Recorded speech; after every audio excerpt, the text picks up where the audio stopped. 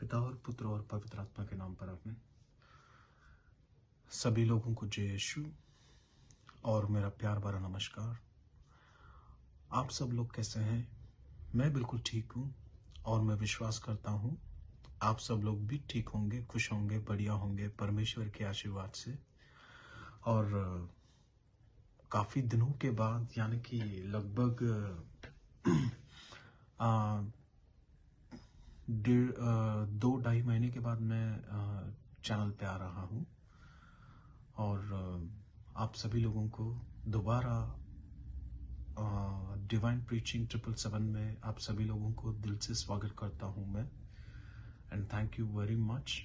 आप लोग काफ़ी चैनल को आप लोग सपोर्ट कर रहे थे और जहाँ मेरा लगभग 200 सब्सक्राइबर्स तक थे, बट आज वो जो है 4,500 तक पहुँच गया है।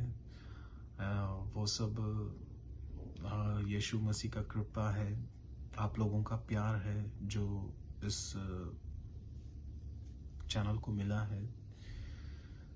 तो उसके लिए मैं आप सभी लोगों को बहुत धन्यवाद देना चाहता हूँ मैं। Thank you so much. तो फिर आज मैं एक और टॉपिक लेके आया हूँ मैं, और वो टॉपिक जो है काफ़ी कॉम्प्लिकेटेड है। काफ़ी लोगों को गुस्सा भी आएगा कि ऐसे कैसे हो सकता है करके, क्योंकि यीशु मसीह तो सभी के लिए आए हैं, पर ये टॉपिक क्यों मतलब सभी के लिए नहीं है। तो इसी के बारे में हमें थोड़ा मनन चिंतन करना है। तो आज का टॉपिक है मेरा पीछा करो। किसका पीछा करो? बड़ा अजीब सा सवाल है ना ये, कि मेरा पीछा करो, फॉलो मी। शायद अब आप लोगों को समझ आ गया होगा। तो इसी के बारे में हम लोग आज थोड़ा मनन चिंतन करेंगे कि आखिर वैसे पता तो चल गया होगा कि मेरा पीछा करो यानी कि फॉलो मी, ये किसने कहा? ये एक ही इंसान कर सकता है जो इस दुनिया को बनाया है, जिसने हम मनुष्यों को बनाया है, बंदर से नहीं, उनके इमेज, ताकि परमेश्वर का जो इमेज है इंसान का, वही इमेज हमें भगवान ने दी है, यीशु मसीह ने दी है। क्यों दी है? क्योंकि इसीलिए दी है कि वो हमसे प्यार करते हैं। पर आखिर उन्होंने ऐसे क्यों कहा कि मेरा पीछा करो? क्या ये सभी के लिए है? क्या पीछा करो का मतलब ये क्या परमेश्वर ने सभी के लिए कहा है? बस यही हमें थोड़ा मनन चिंतन करना है इसके बारे में। तो सबसे पहले हमें यह देखना है कि यीशु मसीह आए किस लिए, किस कारण से आए। क्या सच्चा परमेश्वर जिसने इस संसार को रचा है, जिसने इस दुनिया को बनाई है, जिसने आसमान, धरती, पेड़ पौधे, जानवर, जीव जंतु और खासकर बड़े प्यार से हम मनुष्यों को बनाया, आखिर उनको क्या आन पड़ी कि उनको जो है इस दुनिया में आना था करके? जब से ये दुनिया बनी है ना, दुनिया बनने के बाद तभी से ही हमें, अगर हम बाइबल पढ़ते हैं तो बाइबल में देखने को, पढ़ने को मिलता है, हमें क्या मिलता है कि हमारा मसीहा आएगा हमें बचाने के लिए। वो अपना लहू को बहाएगा और उस लहू से जो है हम सबको बचाएगा। पर हमें यही देखना जरूरी है कि परमेश्वर ने कहा है कि वो हमें बचाएंगे। क्या वो सभी को बचाएंगे? हाँ, बस यही हमें देखना है। क्योंकि जहां बाइबल कहता है कि मसीहा आएगा और हम सबको बचाएगा, वही बाइबल ये भी कहता है कि बहुत लोग अंधकार में चले जाएंगे, बहुत लोग भटक जाएंगे, और बहुत लोग जो है नरक के लिए हमेशा हमेशा के लिए अर्पण हो जाएंगे। आई मीन वहां चले जाएंगे। पर जो परमेश्वर का घर है, क्या है परमेश्वर का घर? वो है हेवन, स्वर्ग, द किंगडम ऑफ हेवन, परमेश्वर का राज्य। उसमें जो प्रवेश करने वाले हैं ना, वो बहुत कम है, बहुत ही कम। तो हमें बस यही देखना है कि चलिए मैं आपको एक बात समझाता हूं। मैं आजकल का जो पॉपुलेशन अगर इंडेक्स में अगर आप देखोगे तो वर्ल्ड का जो पॉपुलेशन है फिलहाल वो है 8.72 बिलियन। 8.72 बिलियन उनमें के पीछे जाता है। क्यों जाता है? आखिर मैथ्यू को क्या जरूरत आन पड़ी कि अच्छी खासी जिंदगी था उसका, पर वो लो कास्ट का था। उस समय चुंगी लेने वाले उनको बहुत बुरी नजर से देखा करते थे उस जमाने पे, यानी 2000 साल पुराने, जब यीशु मसीह थे उस समय। पर परमेश्वर को आप एक बात बताइए, जब 12 डिसाइपल्स को परमेश्वर ने चुना, वो 12 डिसाइपल्स के साथ साथ कहीं और भी डिसाइपल्स भी थे उनके साथ, पर पता नहीं, गिनती में नहीं पता कि वो कितने थे, पर और भी थे। पर और में से परमेश्वर ने चुना है सिर्फ 12 लोगों को। किसके लिए चुना है? क्यों चुना था उन्होंने 12 लोगों को? इसीलिए कि यीशु मसीह का जो कार्य करने का जो समय था वो सिर्फ 3 साल, पर 3 साल के बाद यीशु मसीह का काम करने के लिए कोई तो चाहिए होगा ना। वही थे ये 12 चेले यीशु मसीह का काम करने के लिए। अब सवाल यही उठता है कि परमेश्वर ने आखिर 12 चेलों को क्यों चुना? क्यों? बाकी और भी तो थे, उनका क्या होगा फिर?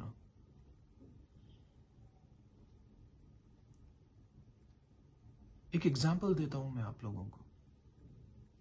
मान लीजिए कि हमारे पास थोड़े पैसे आ गए, ठीक है, और उस पैसे में जो है हमें एक बिजनेस खोलना है। जब बिजनेस शुरू करने से पहले फैमिली वाले बैठकर जो है बात करेंगे जरूर कि हमें ये बिजनेस किस चीज के लिए खोलना चाहिए, कैसे खोलना चाहिए, और बिजनेस का तरीका क्या होना चाहिए।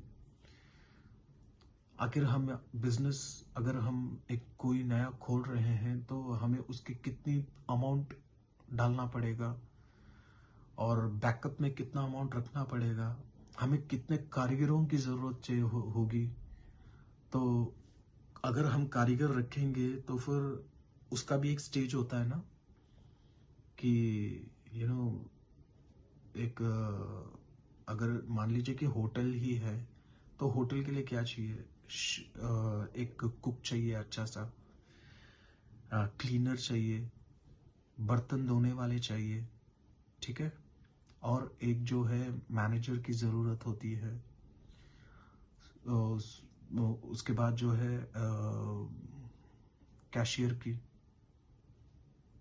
तो इनमें भी कई स्टेजेस हैं।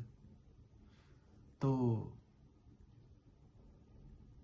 मगर कर रहे हैं वो एक ही होटल पे, पर क्या है कि हाई से लो, लो से हाई, उनका जो ग्रेड जो होता है ना काम करने का, जो भी कारीगरों का, वो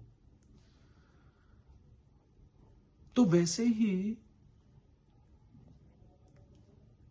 मान लीजिए कि हमने होटल खोल लिया तो हमें ऐसे ऐसे कारीगरों को रखना पड़ेगा। तो वैसे ही यहां भी था कि बहुत लोग आ गए, पर उन बहुतों में से एक मैनेजर को चुनना है, ठीक है, और वो मैनेजर जो है 12 लोग को, एक दो नहीं 12 लोग, ताकि वो 12 लोग जो है अलग अलग देश में जाके वो परमेश्वर की जो गुड न्यूज है वो सुनाने के लिए, प्रचार करने के लिए। तो बाकियों का क्या? बाकियों का यही था कि जो परमेश्वर ने 12 चेलों को चुना है, उनकी आज्ञा मानना और उनके मुताबिक जो भी वो कहेंगे उसके अनुसार चलना, यही था परमेश्वर का जो काम। तो यीशु मसीह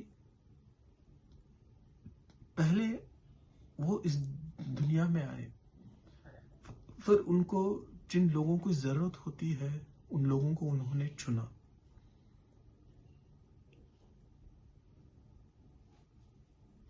ये हमें उत्पत्ति ग्रंथ से मिलता है। उस समय भी बहुत लोग थे, बट चुना गया सिर्फ एक ही बंदा, वो है नोआ। परमेश्वर ने उस समय क्या कर दिया? दुनिया को मिटा दिया। क्यों मिटाया? उसका कारण है पाप, जो हमने पाप किया था उस समय। आइडल वर्शिप, सबसे ज्यादा क्या ऐसा गंदा और घिनौनी काम जो आजकल के लोग कर रहे हैं, LGBTQ, लेस्बियन, उस समय था वो भी है। मैं इसके बारे में ज्यादा बोलना नहीं चाहता, और जो समझदार हैं वो शायद समझ जाएंगे। तो सोदोम और गोमोरा में जो पाप हुआ, वही पाप आजकल के टाइम में हो रहा है। ये अभी से नहीं, बल्कि उत्पत्ति ग्रंथ से ही देखने को मिलता है। जब एडम और ईव को परमेश्वर ने पैराडाइज में जगह दी और उसको साफ साफ बोला कि तुम्हें वो पाप नहीं करना है जो मैं तुम्हें आज्ञा दूंगा, उन्होंने आज्ञा दी कि उस फल को नहीं खाना है, पर उस फल को जानबूझ के खाया एडम और ईव ने। इसमें गलती ईव की नहीं है, इसमें गलती एडम की भी है। और इसमें गलती वो कैसे आया? वो गलती आया शैतान की वजह से। कौन? सांप। और उसी सांप को जो है आजकल बहुत लोग देवता मान के पूछते हैं, जबकि वो शैतान है। मुझे ये बोलने में कोई झिझक नहीं है, चाहे आप लोग कुछ भी बोल लो। अगर आपको मेरे को बुरा बोलना बोलो, पर जो मैंने पढ़ा है, जो बाइबल में लिखा है, मैं वही बोलूंगा। सांप वो शैतान है, वो देवता नहीं है, क्योंकि उसको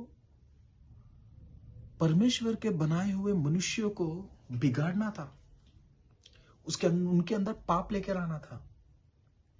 इसीलिए, क्योंकि शैतान की दुश्मनी किससे है? हमसे है। क्या साधारण मनुष्य से है? नहीं। शैतान की जो है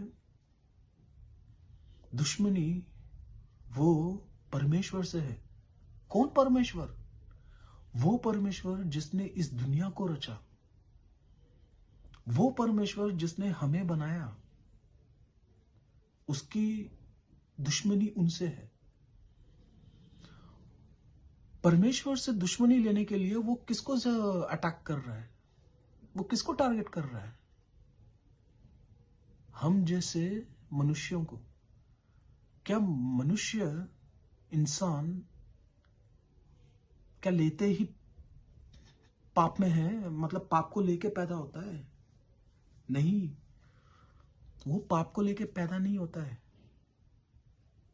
पर जो एडम और ईव ने जो पाप किया था, वो पाप उसमें है। एक बोलते हैं ना कि एक तालाब में तालाब होती है, और उसमें एक गंदी मछली जो है सारे तालाब को गंदा कर देता है।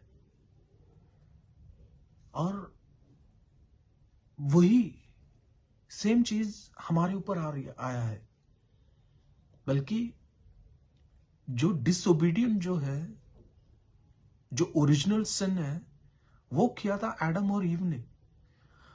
उन लोगों ने किया, उनका जो पाप है, पीढ़ी की पीढ़ी हम भर रहे हैं, हम सब फंस गए हैं इसमें। बेशक अगर इस दुनिया में कोई ये बोलेगा कि भैया मैं तो कोई पाप नहीं किया, मैं तो बहुत ही साफ सुथरा बंदा हूं और मैं सिनलेस इंसान हूं, यानी कि बिना कोई पाप के, अगर कोई बोलता है तो मान लीजिए वो दुनिया का सबसे बड़ा झूठा इंसान है। नहीं, हम सब पापी हैं। क्यों पाप है? क्योंकि एडम और ईव ने जो पाप किया है, वो पाप हमारे ऊपर है, जेनरेशन टू जेनरेशन। पर उस पाप को मिटाने के लिए कोई तो चाहिए। उसी पाप को मिटाने के लिए आए थे हमारे प्रभु यीशु मसीह। पर यीशु मसीह ने साफ साफ कह दिया कि जो भगवान भगवान करेगा वो मेरे पास नहीं आएगा। Those who ever call me Lord, Lord, Lord, they will not enter the kingdom of heaven. वो परमेश्वर के राज्य नहीं होंगे।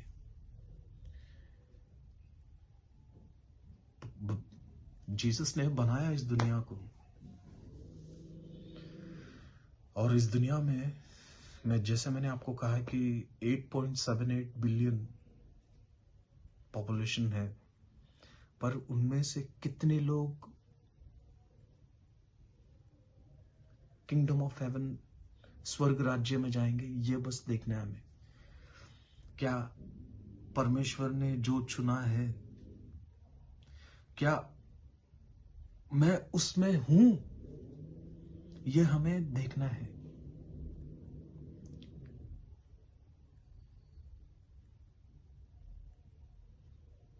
परमेश्वर के पास हर कोई ऐसे नहीं चले जाएगा। यानी कि मैंने किसी का सरमन सुना, किसी की गॉस्पेल प्रीचिंग करते हुए सुना, मैंने कोई प्रचार करते हुए मैंने यीशु मसीह के बारे में सुना। सुनते ही मुझे विश्वास आ गया कि हाँ, सीरियसली इस दुनिया में है तो सिर्फ एक ही भगवान, वो है यीशु मसीह। तो फिर वही मेरे भगवान है आज के बाद। अगर मैं ये सोचते हुए अगर मैं चले जाऊंगा ना,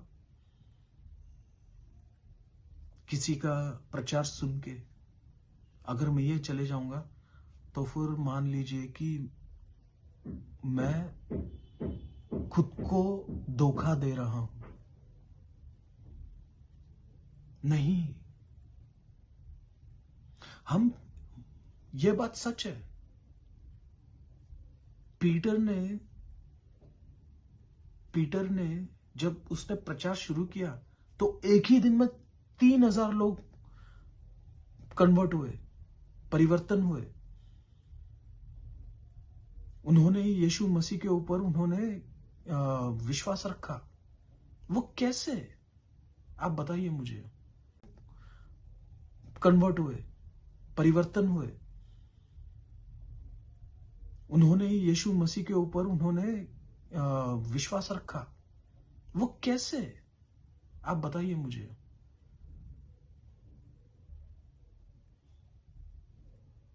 जब तक इंसान पवित्र आत्मा से परिपूर्ण नहीं होता, वो यीशु मसीह के पास नहीं जा सकता। क्योंकि एक, जैसे कि मैं, फॉर एग्जाम्पल, मैं अभी आपसे, आप लोगों से बात कर रहा हूं, मैं जो बात कर रहा हूं वो परमेश्वर की बात है। पर इसमें कहीं ऐसे भी होंगे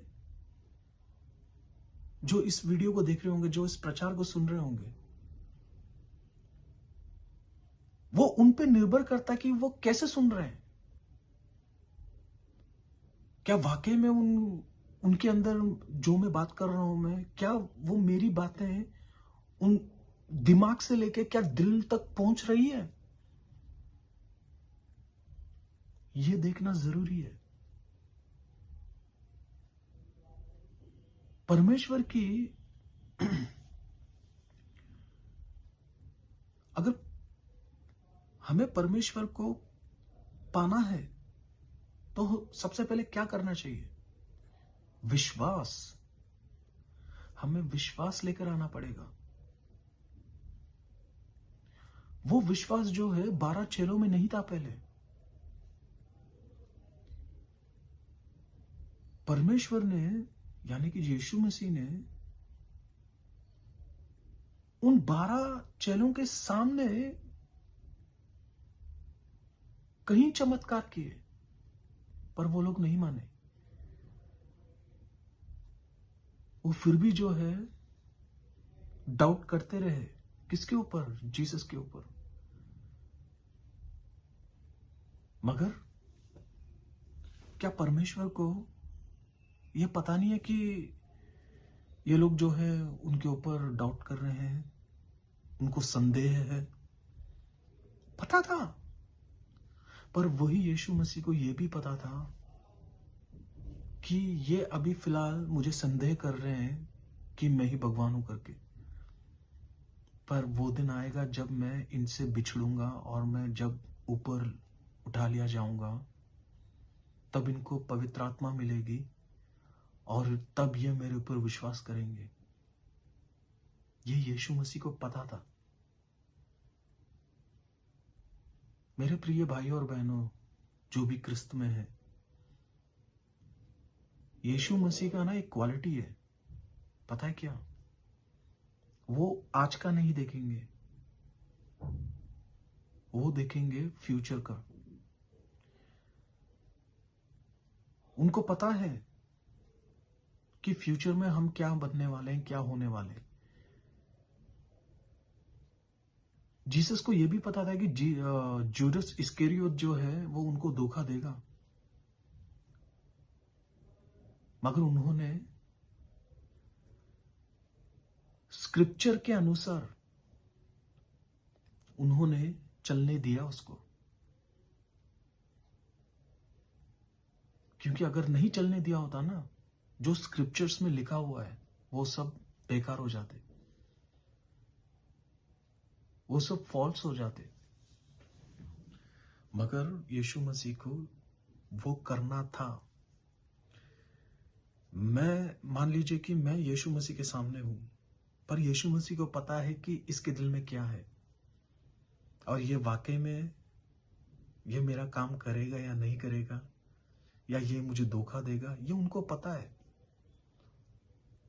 बट उसके बावजूद भी परमेश्वर आए, यीशु मसीह ने, सच्चा परमेश्वर जिसने इस दुनिया को रचा, जिसने हमें बनाया, वो इंसान के रूप में आए। इंसान के रूप में आने के बाद उन्होंने हमें, उनके जीवन के जरिए हमें ये बताने की कोशिश की कि तुम विश्वास रखो और अपने विश्वास के साथ जियो, क्योंकि तुम्हारा जीता जागता परमेश्वर तुम्हारे बीच है। उन्होंने हमें यही सिखाया है कि विश्वास करना सीखो करके। जब तक हम परमेश्वर की वचनों पे विश्वास नहीं करेंगे, तब तक मान लीजिए कि हम प्रभु यीशु मसीह का चेला नहीं बन सकते। इसीलिए परमेश्वर जब आए, यीशु मसीह आए, तो उन्होंने बहुत कम लोगों को चुना, बहुत ही कम लोगों को। यानी कि 100 में से उन्होंने चुना सिर्फ और सिर्फ 0.5% लोगों को। पर 99.95% लोग कहां हैं? आखिर उन लोगों को क्यों नहीं चुना? बताइए।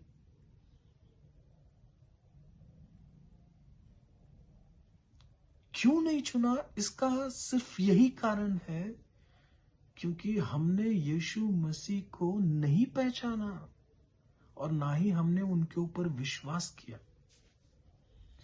विश्वास ही है जिसके वजह से हम चुने नहीं जाते हैं, और जो चुने जाते हैं वो बहुत कम लोग, बहुत ही कम लोग। अगर आप रिवलेशन में पढ़ेंगे तो उसमें एक फिगर आएगा 1,44,000। वो क्या है 1,44,000? यानी कि 12 ट्राइब्स। 12 ट्राइब्स कौन? जेकब के, यानी कि इज़राइल के 12 पुत्र। 12,000 लोगों को परमेश्वर ने चुना है। तो एक ट्राइब में अगर 12,000, तो 12 ट्राइब्स में से कितना? आप बताइए। 1,44,000। बट उस समय की जो पॉपुलेशन कितनी होगी, आप बताइए।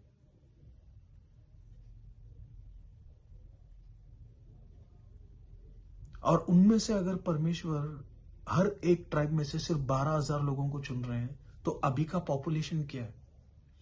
अभी का पॉपुलेशन है 8.78 बिलियन। तो इनमें से कितने लोगों को परमेश्वर चुनेगा? आप जरा कैलकुलेट कर लो। और चुनेंगे कब? जब हम विश्वास दिखाएंगे। विश्वास कैसे आएगा?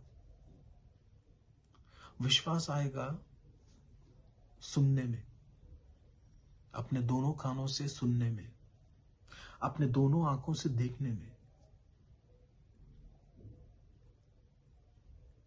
क्या हम सक्षम हैं परमेश्वर की वचनों को सुनने में? नहीं, नहीं, हम सक्षम नहीं हैं। हम 3 घंटे मूवी हॉल में बैठकर मूवी को देखने के लिए हम सक्षम हैं, पर हम जरा 5 मिनट भी परमेश्वर की वचन को सुनने के लिए सक्षम नहीं है। बहुत कम लोग होते हैं, बहुत ही कम। यानी कि 1,00,000 में सिर्फ एक बंदा होगा जो सुनता होगा परमेश्वर की वचन को। 1,00,000 में। मगर 99.9% लोग जो है सक्षम नहीं है। इसीलिए परमेश्वर ने, यानी कॉलिंग सभी को है, आपको भी है, मुझे भी है, सभी को है कॉल कि फॉलो मी करके। किसके जरिए? बाइबल के जरिए, सेंट्स के जरिए, डिसाइपल्स के जरिए, प्रॉफिट्स के जरिए, ले पीपल के जरिए, प्रीस्ट के जरिए। मगर क्या परमेश्वर ने हमें बुला तो दिया कि फॉलो मी करके आओ मेरा पीछा करो। क्या हम पीछा करते हैं? यही सवाल है। क्या हम पीछा करते हैं? प्रिय भाई और बहनों, मैं पिछले 1.5 महीने से, 1.5 या 2 महीने से मैं एक्टिव नहीं हूं डिवाइन प्रीचिंग चैनल पे। क्योंकि देखो, कभी कभी जो है बुरी चीज में से भी ना हमें बहुत कुछ सीखने को मिलता है, और हमें सोचने की जरूरत है कि आखिर ये बुरा चीज हमारे साथ हो क्यों रहा है, क्या वजह है।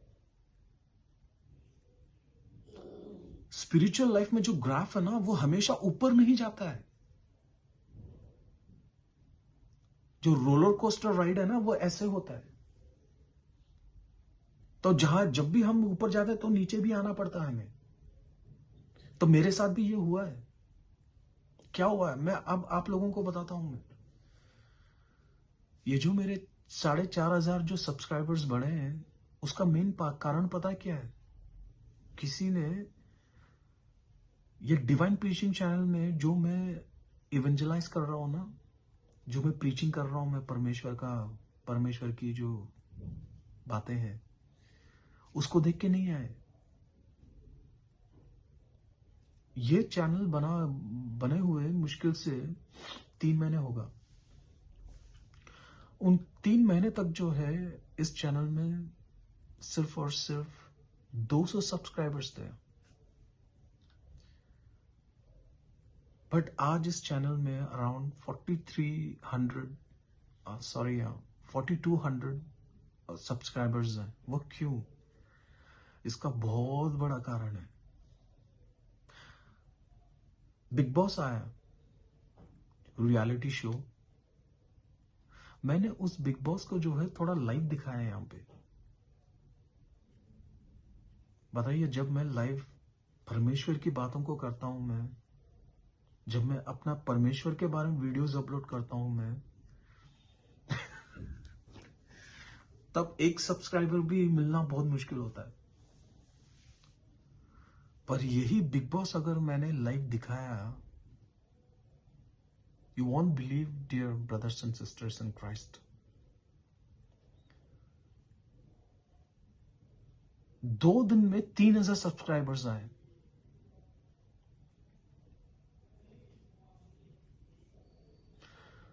मतलब मैं वाकई में मैं हैरान हो गया हूं मैं कि आखिर बेचारे ये यूथ पीपल, यंगस्टर्स कहां जा रहे हैं, और उनके साथ उनके पेरेंट्स भी।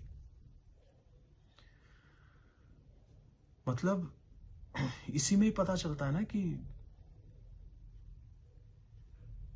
परमेश्वर के वचन को कोई नहीं चाहता, ना परमेश्वर को चाहता है। बिग बॉस रियलिटी शो क्या है? Big boss reality show, it's a full of evil. उसमें पूरा जो है शैतानीपन है उसमें। मतलब एक अच्छे खासे इंसान की अगर धज्जियां उड़ानी हो ना, तो बिग बॉस में है। अगर उसके इमोशंस के साथ खेलना हो ना, वो बिग बॉस में है। अगर पूरा गंद देखना हो ना, तो वो बिग बॉस में है। अगर किसी के इमेज को कैरेक्टर, तो वो बिग बॉस में है।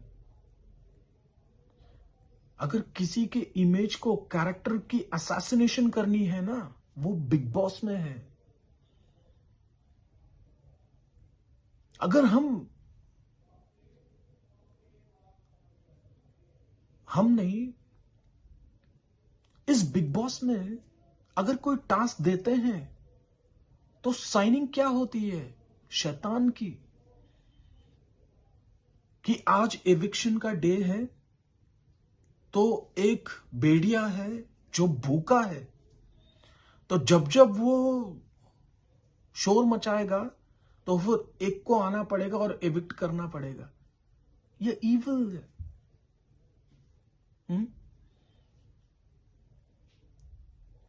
और एक अच्छे खासे इंसान की जो कैरेक्टर है, जो उसका अच्छा कैरेक्टर होता है, एक दूसरे इंसान आके उस अच्छे कैरेक्टर की धज्जियां उड़ाता है और उसको पूरी दुनिया देखती है। और इसमें जो है, चाहे वो तमिल बिग बॉस हो या हिंदी बिग बॉस हो, और इसमें जो है बेचारे, मैं ये मेरे प्यारे भाई और बहनों को जो बिग बॉस देखते हैं, उनको बोल के कोई फायदा नहीं है। उनको बोल के कोई फायदा नहीं है। फायदा इसलिए नहीं है कि मैं उनको गलत वे पे नहीं बोल रहा हूं। मैं बेचारे वो शैतान की चुंगल में फंस चुके हैं।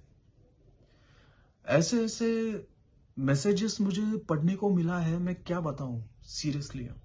बट मैं भी उस शैतानीपन में शामिल था। क्यों? क्योंकि मैं लाइव दिखा रहा था। तो सबसे बड़ा पापी तो मैं हूं, और मुझे इसमें कोई झिझक नहीं है ये बोलने में कि मेरी गलती है, मैंने पाप किया है। पर हां, इस पाप से मुझे जो सीखने को जरूर मिला है। बेचारे जो लाइव जो मैंने दिखाया, रात के 12 बजे, रात के 1 बजे, 2 बजे, उस समय पता है कितने लोग लाइव में थे? यहां करीबन 1,500 लोग। और वो ये कह रहे हैं कि एडमिन सर, मैं आपसे प्लीज मैं रिक्वेस्ट करती हूं या करता हूं कि लाइव को आप प्लीज बंद ही मत करो, चलने दो, पूरा 24 आवर्स हम देखने के लिए रेडी है। भैया, ये मैंने आंखों से देखा है ये, मगर उन्हीं भाई बहनों के सामने अगर 1 मिनट का भी परमेश्वर की बातें अगर कर ले, क्या उनमें वो क्षमता है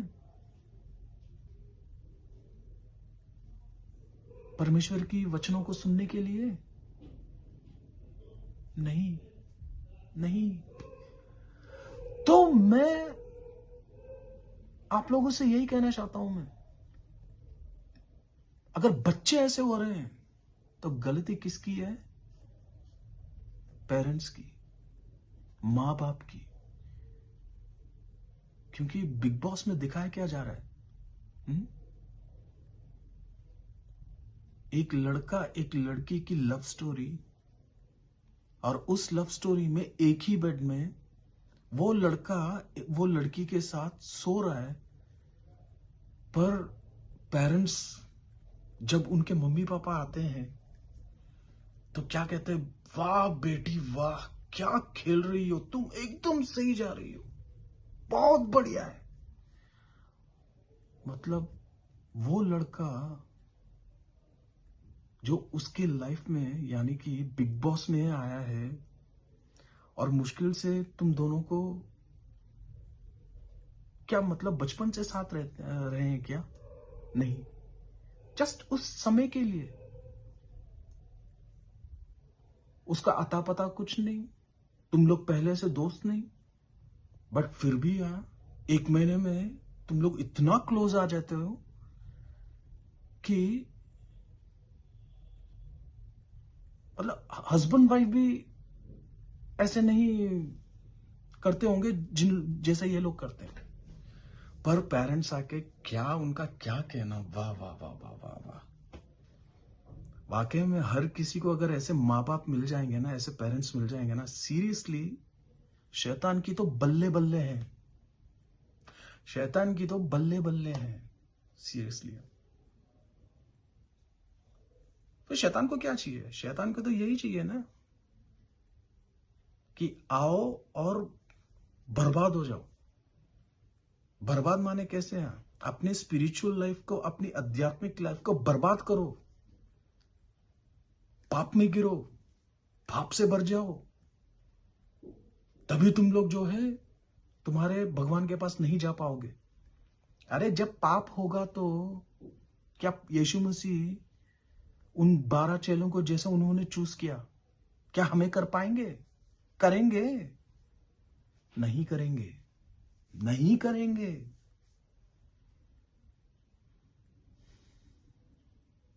मगर वो 12 चेले भी जो है वो अपनी जिंदगी जी रहे थे, वो बेचारे मछुआरे थे।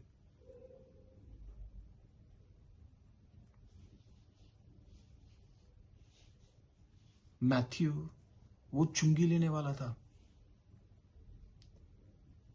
बट फिर भी जो है परमेश्वर ने कहा है कि मैं जो अच्छे हैं, जो स्वस्थ हैं, जो पाप में नहीं है, मैं उनके लिए नहीं आया, पर मैं आया हूं पापियों के लिए। और वो 12 के 12 चेले भी पापी थे। पर जब वो परमेश्वर को उन्होंने जाना, जब उन्होंने पहचाना, तब उन्होंने अपनी पूरी जिंदगी जो है परमेश्वर को त्याग दी। पर जब वो परमेश्वर को उन्होंने जाना, जब उन्होंने पहचाना, तब उन्होंने अपनी पूरी जिंदगी जो है परमेश्वर को त्याग दी। तो इसका मतलब ये नहीं है कि मैं ये नहीं कह रहा कि परमेश्वर जो है जो लोग पाप कर रहे हैं उनको नहीं वो चूज करेंगे, उनको वो चूज जरूर करेंगे। पर एक बार चूज करने के बाद जब तुम सेलेक्ट कर दिए जाओगे, जब तुम्हारा कॉलिंग आ जाएगा, आओ मेरे पीछे चलो, बस तभी आप हमारा जो है असली टेस्ट होता है कि हम उनके साथ कितना दूर तक चल पाते हैं। कुछ लोग होते हैं कुछ ही दूर में थक जाएंगे, वो वापस वही बैक टू द पेविलियन, कौन सा, वही बिग बॉस में। कुछ लोग होंगे जो फाइट करेंगे कि नहीं, मुझे परमेश्वर के साथ चलना है। और कुछ लोग जो है बहुत ही कम जन है जो आखिरी सांस तक परमेश्वर की राह पे चलेंगे। पर जो बंदा फाइट करता है उसके साथ परमेश्वर हमेशा खड़ा रहता है। तो मेरे प्रिय भाइयों और बहनों, परमेश्वर ने सिर्फ 2 शब्द कहा, फॉलो मी, आओ मेरा पीछा करो। अब हमें बस यही जानने की जरूरत है, क्या हमने उनकी पुकार को सुना है? क्या हमने ये 2 आवाज सुनी है, आओ मेरा पीछा करो, फॉलो मी? अगर वाकई में आप लोगों ने सुना है तो दोबारा मैं ये कहना चाहता हूं कि कोशिश कीजिए कि चाहे जितनी भी परसिक्यूशंस आए, टेम्पटेशंस आए, जितनी भी प्रॉब्लम आए, चाहे जितने भी फाइनेंशियल क्राइसिस आए, या कोई भी डिजीज आए, या कोई भी आपको हर जगह से आपको रिजेक्शन मिल रही है, इन सारे टाइम पे आप लोगों को सिर्फ एक ही काम करना है,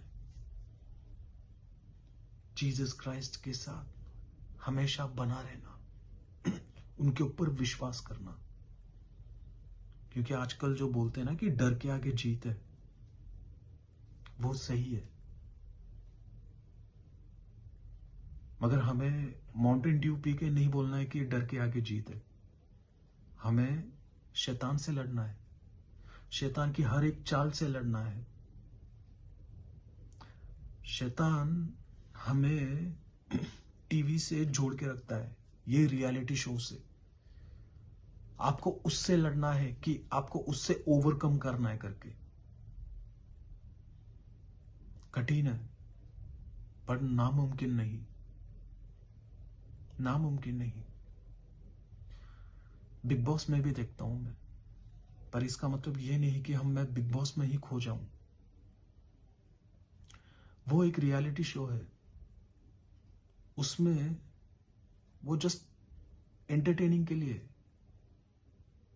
पर इसमें पागलों जैसे बिहेव करना, अपने कामकाज छोड़ के, अपने परिवार को छोड़ के, अपने भगवान को छोड़ के 24 घंटे इस पे ध्यान देना, ये पाप है और ये बहुत ही बड़ा पाप है। तो मैं आप लोगों से यही विनती करता हूं मैं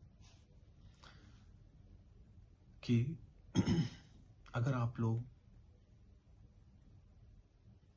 बिग बॉस वगैरह ऐसे कहीं ऐसे रियलिटी शोज देख रहे हैं तो देखो, कोई प्रॉब्लम नहीं है, पर एटलीस्ट परमेश्वर भी आप लोगों से ये नहीं कह रहा कि तुम 24 घंटे मेरी स्तुति करो, आराधना करो, प्रार्थना करो। उन्होंने ये जिंदगी हमें दी है, चॉइसेस भी दी है, पर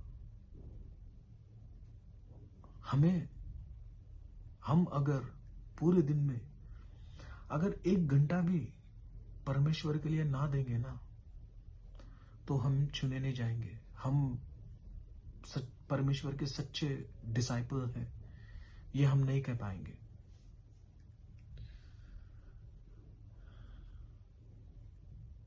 परमेश्वर जब कहते हैं ना कि कम एंड फॉलो मी, इसका मतलब यही है कि तुम अपना पूरा, जो तुम्हें चीजें अच्छा लगता है, उन सबको तुम्हें सैक्रिफाइस करना है।